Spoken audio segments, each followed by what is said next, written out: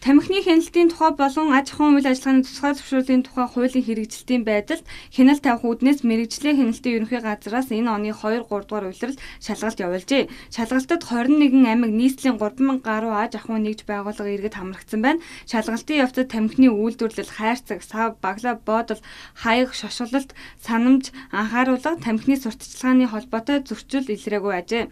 Харин тамхиг зөвшөөрлгүй болон ширхэглэн худалдаалах зөрчил шалгалтанд хамрагдсан объектуудын хувьд нийслэлд 20%, аймаг сумдад 5.4% байгааг тогтоосон байна. Жишээлбэл Баян Үлгийн аймгийн Тэрлик зах, Хөвсгөл аймгийн Мөрөн сумын Цагаан гэр, Бишрэл гэх мэт 4 дэлгүүр тамхиг тусгай зөвшөөрлгүй худалдан борлуулсан байна.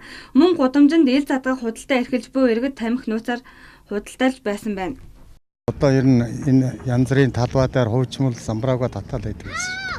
Тэгээ би өөрөө тамхи татахгүй л дээ. Гэхдээ энэ бол одоо их сайн хэрэгжиж байна л гэж боддог.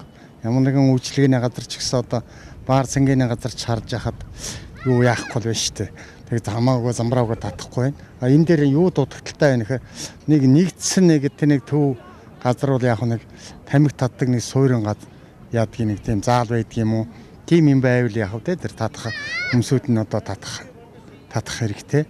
Хүний хэрэглээ юм болохоор бас болохгүй шүү дээ. Хуулийн хэрэгжилт нь нэг нөлөөлөхгүй л байгаа юм шиг л шүү дээ. Хүмүүс чинь тэгэл энэ тэнд очивол тамхитал сургууль муурлаа яжид одоо их сургуулийн үүдэн дээр байгаль тамхитаж байгаа юм шүү дээ. Тамхи татдаг хүмүүсийн хувьд бол тамхины цэг мөгийг гаргаад өгчих хэрэгтэй юм шиг л шүү дээ. Ер нь тамхины талгаар хуулийн бол хуулийг бол өөрөө дэмжиж байгаа. Гэхдээ яг хэрэгжилтийн явах юм бол арай жоохон хангалтгүй л байгаа гэж бодож байгаа. Албан байгууллагуудад дутаад тамхи татахыг хориглосон газарт тамхи татуулсан, тамхины хуулийн хяналтын тухай хуулийг хэрэгжүүлэх талаар дотоод журамдаа өөрчлөлт оруулж мөрдөж ажиллаагүй байгаа нь тамхины хяналтын тухай хуулийн 9-р залтыг зөрчсөн байна. Мөн энэ хууль нь хэрэгжихгүй байгаа шалтгаан нь утаад тамхиг хэрэглэх тамхины цэг байршуулахгүй байгаа учраас хэрэгжилт цул байгаа юм байна. Тиймээс цэг байршуулах нь хамгийн түрүүнд хийх ажлын нэг болох юм а.